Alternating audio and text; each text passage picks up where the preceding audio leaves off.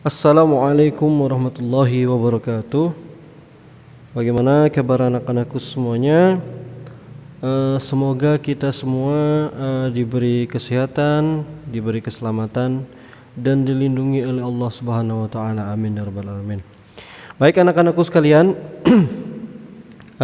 minggu yang lalu kita sudah belajar tentang perjuangan Kiai Haji Mas Mansur dalam keikutsertaan untuk mewujudkan kemerdekaan Indonesia.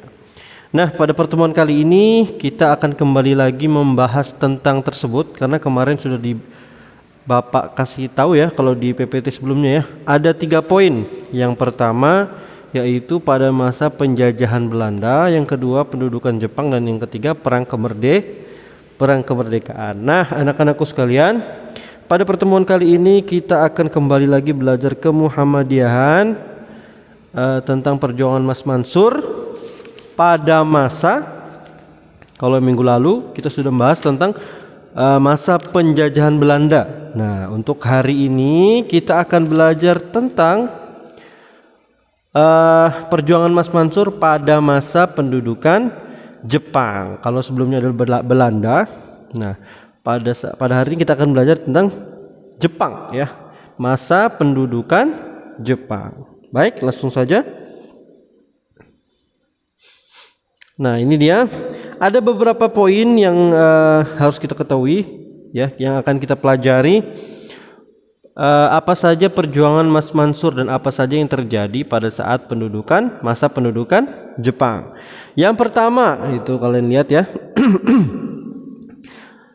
Mas Mansur diberi amanah sebagai Menteri Agama ya. Jadi pada masa pendudukan Jepang ya, Mas Mansur ini diberi amanah sebagai Menteri Agama yang diajukan oleh Abikosno Cokro Suyono. Jadi Mas Mansur ini diajukan, bukan beliau yang minta jabatan, tapi beliau diajukan sebagai Menteri Agama oleh Abikosno Cokro Suyono. Dibuka bukunya, coba halaman 48 ya. Masa pendudukan Jepang, dibuka buku paketnya dulu, Bapak tunggu. Ya, dibuka. Sudah. Nah, jadi poin pertama yang bisa kita ambil dari perjuangan Mas Mansur pada masa pendudukan Jepang yaitu Mas Mansur ini ditunjuk ya sebagai Menteri Agama diajukan oleh Abikosno Cokro Suyono. Dan poin kedua kemudian kita lihat lagi di situ, mendapat julukan 4 serangkai. Nah, tanggal 9 Maret ya, tanggal 9 Maret 1942 Mas Mansur ini bersama Insinyur Soekarno, Dr. Andes Muhammad Hatta, dan juga Ki Hajar Dewantara ini mendapat julukan 4 serangkai ya, dan mendapat posisi utama dalam gerakan Putera. Putera itu Pusat Tenaga Rakyat ya. Nah, di sini disebut 4 serangkai bersama siapa? Yang pertama Insinyur Soekarno, Muhammad Hatta, Ki Hajar Dewantara, dan Mas Mansur. Itu 4 serangkai ya. Kemudian poin yang selanjutnya yaitu pendapat Mas Mansur tentang lepasnya cengkeraman Belanda ya. Jadi di sini Mas Mansur itu dalam suatu rapat beliau mengatakan Indonesia itu bisa lepas ya. Bisa lepas dari cengkeraman Belanda ya. Itu berkat Dai Nippon ya, yang punya gerakan. Nah, yang punya gerakan departemen. Ada 4 departemen. Yang pertama Departemen Perencanaan dan Pembangunan yang dipimpin oleh Bung Hatta. Ya, ini 4 serangkai tadi ya. 4 serangkai tadi. Kemudian departemen dipimpin Ki Hajar Dewantara. Kemudian ada Departemen Propaganda dipimpin oleh Bung Karno, dan juga yang terakhir Departemen Kesejahteraan Masyarakat yang dipimpin oleh Mas Mansur. Nah, berkat 4 ini Indonesia dapat lepas dari cengkeraman Belanda. Ini pendapat dari Mas Mansur ya. Kemudian kita baca di poin selanjutnya, tujuan Putera memberikan kepuasan bangsa Indonesia di bidang politik.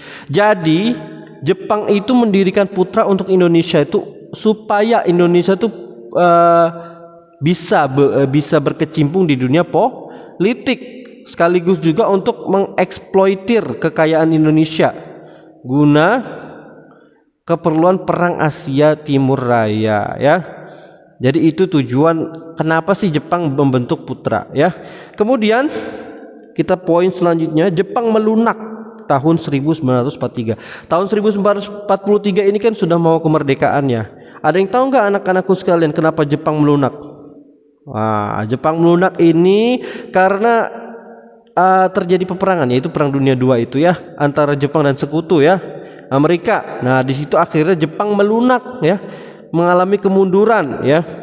Melunak atau mengalami kemunduran tahun 1943. Jadi masa penjajahan Jepang ini sudah nggak keras lagi, jadi melunak, kayak udah kendor ya, mulai kendor. Karena apa? Karena di negaranya sendiri perang bersama melawan Amerika atau sekutu ya.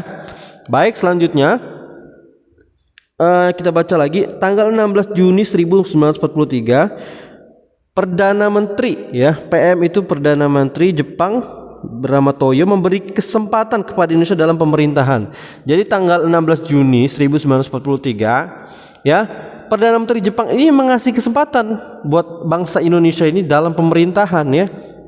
Nah, karena udah mulai kendor itu, jadi orang Indonesia boleh berkecimpung di dalam pemerintahan. Nah, pada tanggal 17 Juni 1943 beliau datang dan berpidato di lapangan Ikada ya.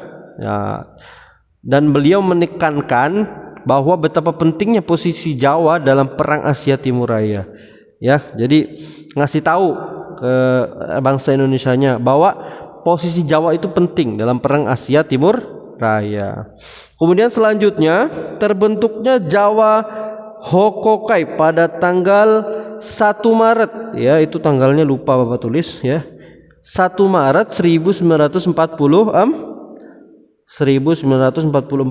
terbentuk Jawa Hokokai, yaitu himpunan kebangkitan rakyat Jawa ya. Jadi di sini himpunan kebangkitan rakyat Jawa yang bertujuan untuk mempercepat kemenangan akhir sesuai dengan amanat Saiko Shikikan ya. Nah, itu dia. Kemudian selanjutnya Kiai Haji Hasyim Asy'ari menjadi penasihat Jawa Hokokai. Nah, Jawa Hokokai ini tentu punya penasihat. Nah, di sini yang ditunjuk sebagai